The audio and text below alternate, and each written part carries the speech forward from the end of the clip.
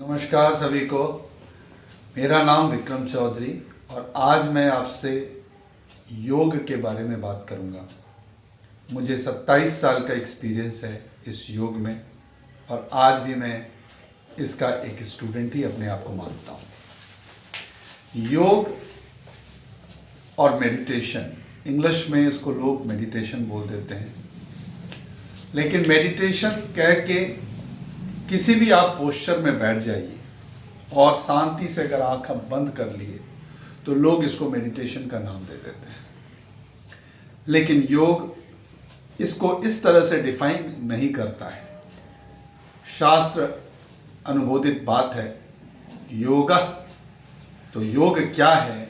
योगश्च चित्त निरोधा, जो चित्त को निरोध कर दे वही योग है। अब चित्त की निरोधता किस चीज पर होती है? तो आप 4 भाग में इसको समझें। जब मन, शरीर, तन और दिमाग सभी एक लाइन में आ जाए तो वो योग में होता है। ये किस लाइन की बात है? मतलब जो मन सोचे वही दिमाग भी कहे, वैसे ही तन का भी हो और कहीं कोई मतभेद ना हो, तो इस अवस्था को प्राप्त करना ही योग कहलाता है। अगर ये अवस्था प्राप्त नहीं होती है तो ये योग नहीं है। और योग आप प्राप्त कर नहीं सकते, वो एक रिजल्ट है। यह रिजल्ट किस चीज की? आपकी दैनिक व्यवहार की, दैनिक जीवन में सोच की, दैनिक जीवन में आपके कर्म की, दैनिक जीवन में आपके साधना की। जब इन सारे चीजों को आप एक साथ लेते हैं तभी आपकी चीजें होती हैं। आप इस तरह से समझें, एक किसान जब कोई फसल काटने की तैयारी करता है तो वो सिर्फ फसल के बारे में नहीं सोचता है। फसल के पहले उसको ये सोचना होता है कि उसमें बीज डालनी है, खेत की जुताई करनी है, वहां से वीडीसाइड जो घास पतवार है वो निकालने हैं, जमीन में नमी मेंटेन करनी है, सूर्य की किरण मिलनी चाहिए। और जब ये सारी चीजों का समन्वय हो जाता है तब आपके जमीन तैयार हो जाते हैं, बीज आप बो देते हैं और समय आने पर वो फसल के रूप में उसका रिजल्ट है। तो फसल क्या है? वो रिजल्ट है और उसके पहले की सिर्फ चीजें जो है वो करनी पड़ती है। उसी तरह से योग में प्राप्त जो चित्त की निरोधता है, जो शांति है, जो ट्रैंक्विलिटी है, वो शॉर्टकट मेथड से नहीं आता। आपको अपने हर छोटे छोटे कर्म को, इसको अष्टांग योग में 8 फोल्ड पाथ्स कहा गया है। यम, नियम, आसन, प्राणायाम, प्रत्याहार, धारणा, ध्यान और समाधि। तो पहले 4 सिर्फ आप कर सकते हैं, यम, नियम, आसन और प्राणायाम। तो जिस प्रकार खेत को तैयार करने में उन चीजों की जरूरत होती है, उसी प्रकार जब आप इन चीजों पर सिर्फ यम, नियम, आसन, प्राणायाम आप करें, ये करने की चीज है, डुएबल्स, एक्शनेबल्स। रिजल्ट्स आपके प्रत्याहार, धारणा, ध्यान और समाधि होती है। तो ये यम, नियम, आसन, प्राणायाम को तोड़ तोड़ के समझते हैं। यम क्या होती है? हर वो छोटी बातें, जैसे बच्चों से प्रेम करो, बड़ों को इज्जत दो, एक व्यावहारिकता के रूप में सही तरह से कर्म करो, झूठ ना बोलो, किसी से चोरी ना करो, नशा मत करो। ऐसी बहुत सारी छोटी छोटी जो जीवन में बचपन से एक माता पिता भी सिखाते हैं, पेरेंट्स सिखाते हैं, गार्जियन सिखाते हैं, बड़े बुजुर्ग सिखाते हैं, स्कूल सिखाती है। ये हर छोटी छोटी चीज आपके चरित्र निर्माण का एक मेजर आपकी स्तंभ होती है। ये भी अगर किसी की चरित्र सही डेवलप हो जाए तो वैसे व्यक्ति को हम लोग कहते हैं बड़ा आचारवान व्यक्ति है, बड़ा अच्छा व्यक्ति है, उसके पास सरलता आने लगती है। ये सरलता आपको यम दे देती है। नियम, नियम मीन्स रेगुलरिटी। किसी भी कार्य में सक्सेस तब मिलती है जब आप किसी भी कार्य के प्रति रेगुलर होते हैं। आज इतना खा लिया, कल इतना खा लिया, आज सोने का है तो 12 घंटा 14 घंटा सो लिए, अगले दिन 1 घंटा सो लिए, फिर मन हुआ तो ये मनमाना आचरण नहीं ठीक होता है। और अगर मनमाना आचरण होगा तो उसकी रिपरकशन भी हमको झेलना पड़ता है, शारीरिक तौर से भी और मानसिक तौर से भी। तो आपकी रेगुलरिटी बहुत इंपॉर्टेंट है। आप इतना ही कुछ करें लेकिन रेगुलर करें। आप अगर नौकरी करते हैं, कुछ व्यापार करते हैं, तो वहाँ भी एक नियम है, समय है। आप समय से जाते हैं, समय से आते हैं और उस समय के अंदर आप काम करते हैं, तो यही तो रेगुलरिटी है। आप खेलने के लिए ग्राउंड में जाते हैं, उसमें भी एक रेगुलरिटी, आप नित्य उसका अभ्यास करें। उसी तरह से योग साधना का भी अभ्यास आपको नित्य करना होगा। थोड़े क्वांटिटी में करें, ज़्यादा क्वांटिटी में करें, वो बात की क्वांटिटी बाद में होती है, पहले आप उसमें नियमितता लेके आए। तो नियम भी इसलिए बहुत इंपॉर्टेंट है क्योंकि नियमबद्ध कोई करेगा तो 50 गलतियां भी करेगा। जीवन के हर अंग में गलतियां होती है। आप जब योग साधना भी करेंगे तो वहां भी बहुत गलतियों का अनुभव होगा, और जब लेकिन गलतियां बहुत सारी होती चली जाती है तो और उस पर चूंकि मैं नित्य अभ्यासी हूं तो करेक्शंस करने के भी रास्ते मिलते रहते हैं, और वो धीरे धीरे धीरे जब आपके मन में वो बैठ जाता है तो उसको हम नियम के कारण बड़ी आप स्ट्रांग हो जाते हैं। तो पहले पोर्शन जो आपने करना था वो यम, दूसरा में नियम, तीसरा आसन। आसन क्या है? पोस्चर। अब मान लिया जाए अभी मैं बैठूं और आराम से मैं इस तरह से बैठूं या बड़े ऐसे बैठा रहूं तो मेरी पोस्चर सही नहीं होगी। पोस्चर के लिए ऑलवेज बोला गया है कि आप स्ट्रेट बैठें, सीधा बैठें। सीधा बैठने का मतलब है आपकी रीढ़ की हड्डी, स्पाइनल कॉर्ड, वो स्ट्रेट होना चाहिए।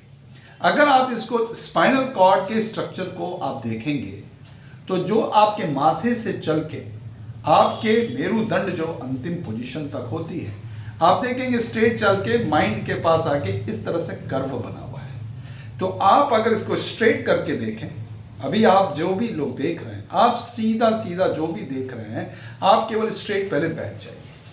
स्ट्रेट आप अपने स्पाइनल कॉर्ड को स्ट्रेट कर लीजिए। आप अपने बॉडी में आप अचानक आप देखेंगे एक एनर्जी लेवल बढ़ जाती है, क्योंकि spinal cord source of energy है।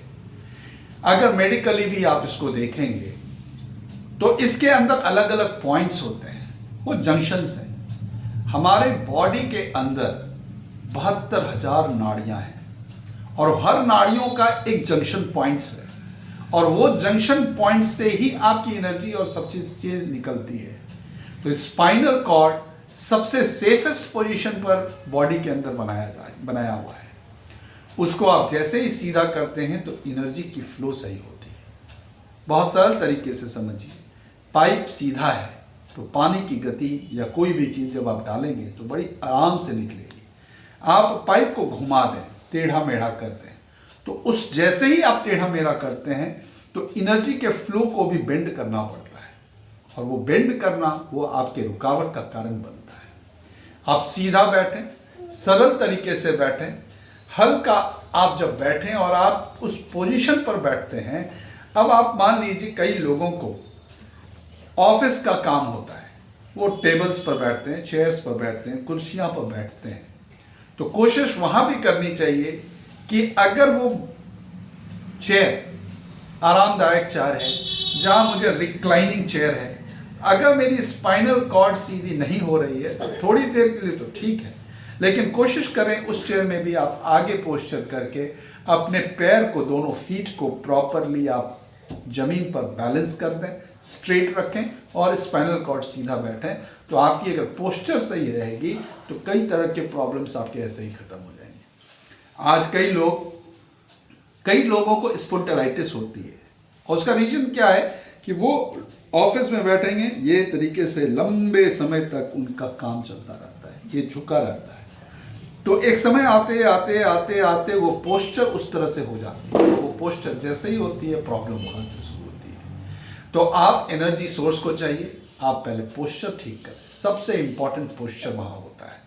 तो यम आपकी छोटी छोटी बातें, नियम आप जो भी करते हैं रेगुलरिटी के साथ करें, और आसन आपकी पोस्चर सही होगी। आप स्ट्रेट चलेंगे, स्ट्रेट तन के रहेंगे, तन के बैठेंगे, तो आप देखेंगे कि आपकी एनर्जी लेवल अलग हो गई। फिर आते हैं pranayama. Pranayama is a process of inhaling and exhaling. तो जो श्वासों की प्रक्रिया जो है, जो लेते हैं और छोड़ते हैं, उसी को प्राणायाम कहते हैं। अब किसी भी मेडिटेशन में आपने इस बात को देखा होगा, वो जनरली ये समझाया जाता है कि आप आंखों को बंद कर लें और फील करना शुरू करें। सबसे ईजीएस्ट चीज़ है अपने श्वास को ऑब्जर्व शुरू करना, देखना शुरू करें। कुछ भी आपको एक्स्ट्रा नहीं करना है, बस आपको अपनी ऑब्जर्वेशन करनी है किस चीज़ की, जो आपकी नेचुरल प्रकृति है। हर व्यक्ति जो भी संसार में जीव है वो तो श्वास ले ही रहा है, तभी वो जिंदा है।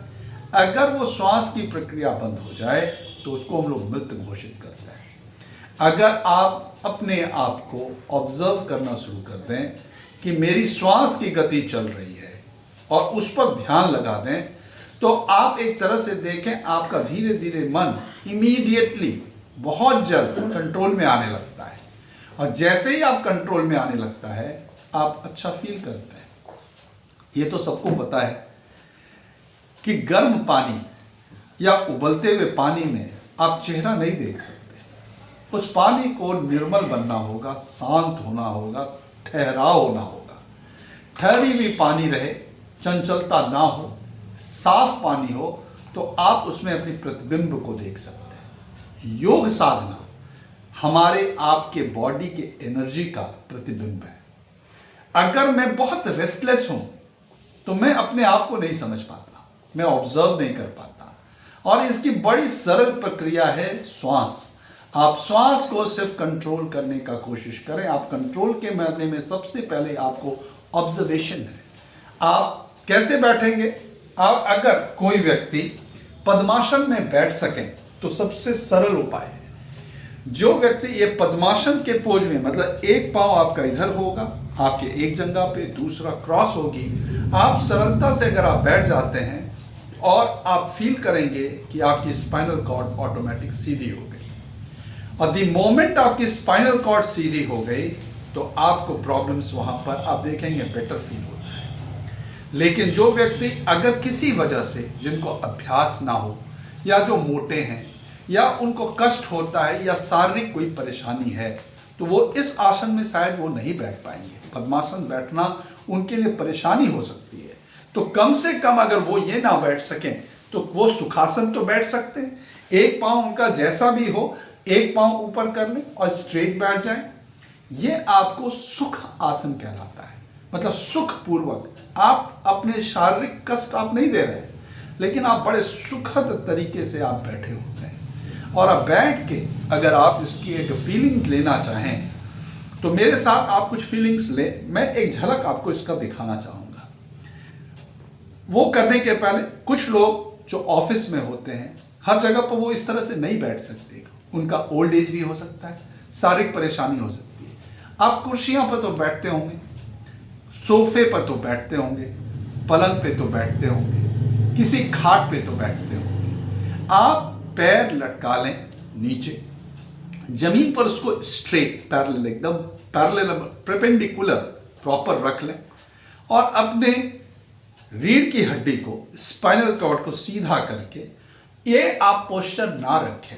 इस पोस्चर से क्या होता है कि आपको फीलिंग होती है कि मैं एक सोर्स ऑफ एनर्जी जा रही है और मैं बहुत ये हूं। आप योग निर्मलता के लिए करते हैं, अहंकार की वृद्धि के लिए नहीं करते। और जब अहंकार की वृद्धि के लिए आप नहीं करते तो आसन का जो पोस्चर होना चाहिए वो सरल होना चाहिए। इसलिए कहा जाता है जब आप ये करते हैं तो आप इस तरह से ना बैठ के, थोड़े से, ज़्यादा नहीं, एकदम हल्के से आप ये करके चुपचाप आप बैठें। आप बैठें जैसा मैं बता रहा हूं, आप सिर्फ उसको 2 मिनट के लिए, 4 मिनट के लिए करने की कोशिश करें। आपको करना क्या है? जो व्यक्ति पद्मासन में बैठ सकते हो वो पद्मासन में बैठ जाएं। आप अपने पोस्चर को सीधा रखें।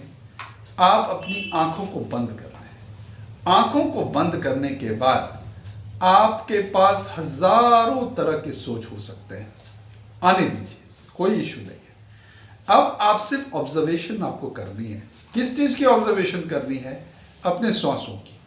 वो श्वास जो लगातार अनवरत चल रहा है, आप उसको सिर्फ एक प्रहरी के रूप में देखना शुरू करें। आप सिर्फ उसको देखते रहें और आप जैसे जैसे इस श्वास की प्रक्रिया को आप देखते हैं, आपका जो डिस्ट्रैक्शन है वर्ल्ड के कई कामों के प्रति, आप अपने डिस्ट्रैक्शन को धीरे धीरे खींच के लेके आते हैं और अपने आप को उस श्वास पे कंसंट्रेट कर देते हैं। श्वास धीरे धीरे तेज गति हो, धीरे गति हो, इसका परवाह ना करें। अब नेक्स्ट स्टेप पर आप, अगर आपकी गति तेज है तो थोड़ा लंबा ब्रीदिंग करें। सरल, बहुत इसमें प्रेशर नहीं देना, जितना सरलता पूर्वक लंबा कर सकें और फिर उस सांस को छोड़ दें। श्वास को फिर से लंबा लें, लंबा छोड़ें और आपकी गति जो होगी सिर्फ श्वास पर आपको ध्यान देना है। जब आप श्वास को सिर्फ देख रहे हैं तो आपका मन धीरे धीरे निर्मल हो रहा है। ध्यान रहे, आपकी रीढ़ की हड्डी सीधी होगी क्योंकि एनर्जी फ्लो वहीं से होती है और आप इसको फील करें। नेक्स्ट लेवल, अगर आपको इस क्रिया में और इस अपने मन को रिलैक्स करना हो तो आप और कुछ काम कर सकते हैं। आप इमेजिनेशंस में चले जाएं।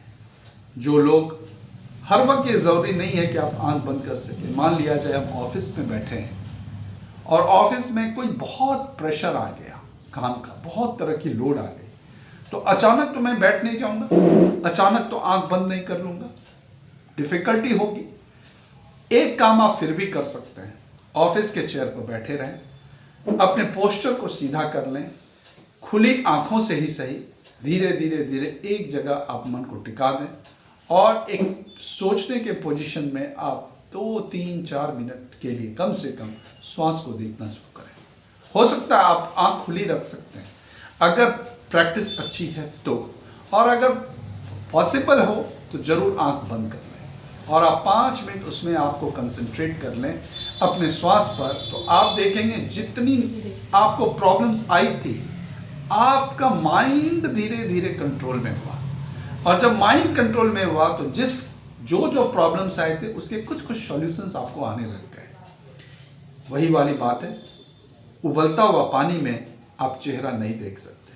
सरल पानी, सीधा पानी, साफ पानी, स्टैग्नेंट पानी, निर्मल पानी में ही चेहरा दिखता है। मन शांत होने लगा तो आपके प्रॉब्लम्स को सॉल्यूशन भी आप निकालने लग गए। ये एक प्रक्रिया है। अब मैं आता हूं कि जब आपको इमेजिनेशंस, अगर आप हर दिन इसको घर में प्रैक्टिस करें, अगर ये समय 5 मिनट 10 मिनट हर समय अपने लिए आप दें, ये आपको बैलेंस करता है, ये आपके चित्त को निर्मल करता है, मेंटल स्टेबिलिटी लाता है और इसकी फायदा आपको हर दिन दिखेगी। आप 10 मिनट के लिए बैठ जाएं, घर में एक सुविधाजनक समय अपना निकाल लें। आप वो सुविधाजनक समय आप अपने हिसाब से देख लें। आप बैठें, इमेजिनेशन करनी होगी, आंख बंद करें। अब मैं आपको एक नेक्स्ट स्टेप पर लेके चलता हूं कि आप आंख बंद कर लें। आंख बंद करने के बाद आप इमेजिन करें अपने उस बॉडी को, जिस पोस्चर में आप बैठे हुए हैं, उस बॉडी का एक इमेजिनेशन कर लें। आउटलाइंस, स्केच, ये आपकी पूरी शरीर है। इस शरीर में इमेजिनेशन करें एक बहुत बड़ी ताकत है जिसको आप एक्सप्लोर कर रहे हैं, ढूंढ रहे हैं, निकाल रहे हैं। वही शक्ति परम सत्ता की है। जब उस परम सत्ता की शक्ति को आप देखना शुरू करते हैं तो अपने मन को कहिए कि आप एक ऐसा शरीर है, ऐसी आत्मा है जो देने के लिए बना है, लेने के लिए नहीं बना है। You are a giver, not a taker. आप कुछ भी दे सकते हैं। आपको लेने के लिए प्रकृति आपको अल्टीमेट सोर्स से सब कुछ दे रहा है। आपका लेना सिर्फ ईश्वरी शक्ति से हो रही है और वो मैनिफेस्टेशन से हो रही है। प्रकृति आपको वो ताकत देती है बांटने के लिए। आप उसको बांटने में, आप जिस शरीर में वो आत्मा जो है, that soul is a giver not a taker. आप इन्यूमरेबल प्रॉब्लम से घिरे हो, कई तरह के प्रॉब्लम से घिरे हुए हैं, लेकिन चूंकि आपके पास वो शक्ति है इसलिए आप अपने प्रॉब्लम्स को हटा पा रहे हैं और हटाने में आप बहुत आराम से सक्षम हैं। आपके प्रॉब्लम्स आपके पास हैं लेकिन आपको अफेक्ट नहीं कर रहे हैं। आप उसको ऑब्जर्व कर रहे हैं, दूर से खड़े होके उन सारे प्रॉब्लम्स के ऑब्जर्वर हैं। आप देख रहे हैं कि इन तरह की परेशानियां आई, जॉब में आई, बिजनेस में आया, पैसे की स्कैर्सिटी हो गई, पैसा रिवॉल्व नहीं हो रहा है, हेल्थ की प्रॉब्लम है, फैमिली में हेल्थ की इश्यूज है, बच्चों के प्रति कुछ रिस्पॉन्सिबिलिटीज है, कंपनीज के प्रति कोई रिस्पॉन्सिबिलिटीज है, आपके कुछ कमिटमेंट्स हैं जो आपको पूरे करने हैं, बहुत बाधा है। लेकिन अभी भी आप अंदर से निश्चिंत होकर ऑब्जर्व कर रहे हैं, क्योंकि आपकी आत्मा गिवर है, टेकर नहीं है, लेने वाली है। वो देती है, लेती नहीं है। आप खुश हैं, ये इमेजिन करें, इतने के बावजूद आप खुश हैं, बहुत खुश हैं। आपके इर्द गिर्द सारे लोग अच्छे हैं, आपकी भावना, आपके प्रति वो अच्छी भावना रखते हैं, आप उनके प्रति अच्छी भावना रखते हैं। ऐसा सोच आप अपने मन के अंदर इंस्टिल कर लीजिए। नेक्स्ट लेवल पर आप अब इमेजिन करें, श्वास की गति साधारण, नॉर्मल। श्वास पर अभी भी आप उसको ऑब्जर्व कर रहे हैं, बहुत निश्चिंतता के साथ ऑब्जर्व कर रहे हैं। आपकी रीढ़ की हड्डी सीधी है, आपके अंदर एक इमेंस एनर्जी फ्लो कर रहा है, आपके अंदर एक इमेंस एनर्जी फ्लो कर रहा है। आप ऐसी एक सत्ता की शक्ति आई जो बहुत ही लाइट की है, बहुत प्रकाशमान है, और वो आपके पूरे बॉडी को घेर लिया। आप उसके सुरक्षा कवच में हैं, ऐसी सुरक्षा कवच जो कोई भेद नहीं सकता, कोई तोड़ नहीं सकता, और आप उस सुरक्षा कवच के अंदर बैठे हुए हैं। उस सुरक्षा कवच में जाने के बाद आपको ऐसी फीलिंग है कि अब आप पूरी तरह से सुरक्षित हैं, आप वही आत्मा हैं। आप इस फीलिंग को रखते हुए श्वास में अपने मन को लेते जाएं। श्वास को देखें, फिर से देखें, आप इंजॉय करें उस लाइट की, उस शक्ति की जो आपको सराउंड की हुई है। आप पाते होंगे कि अब आपके कोई भी जो प्रॉब्लम्स थे, पता नहीं चल रहा है कि वो प्रॉब्लम्स थे भी या नहीं थे। यही स्टेज साधना की होती है। अब जो आपका मन सोचता है वही बॉडी बोलता है, वैसे ही आपके एक्शंस होते हैं, वैसे ही आपकी दिमाग चलती है। अब आप में कोई कंफ्यूजन्स नहीं है। अब आप पैनेपन के साथ कोई डिसीजंस ले सकते हैं। आप रिलैक्स्ड स्टेट ऑफ माइंड में हैं। इसे ही आप ऑब्जर्व करें। यही योग का पहला कदम है, यूँ कहें तो प्री नर्सरी क्लास में स्टार्टिंग एडमिशन है। शांत, बिल्कुल शांत, अपने श्वासों पे ध्यान, रीढ़ की हड्डी सीधी। आप एक कॉस्मिक लाइट से घिरे हुए हैं, जो आपका सुरक्षा कवच है। आपको किसी तरह की कोई परेशानी हिट नहीं करती है तो सबका एक सॉल्यूशंस निकल जाता है। ऐसी है, धीरे धीरे आप अपने आंखों को खोलें। इसी को साधना कहते हैं। मेरे नेक्स्ट वीडियो में ये जो फीलिंग है, इस पर मैं एक डिटेल वीडियो बनाऊंगा, बहुत डिटेल, जिसमें मैं आपके साथ, आपको घर में आप प्रैक्टिस करें मेरे साथ। आप इसके फीलिंग्स को मेरे साथ शेयर करें। मेरे भी चैनल्स पर आप लिख के, कमेंट्स लिख के भेजें। मुझे पता लगेगा कि आप इसमें कैसा अनुभव कर रहे हैं। यकीनन आप मेरे नेक्स्ट वीडियो का इंतज़ार कीजिए।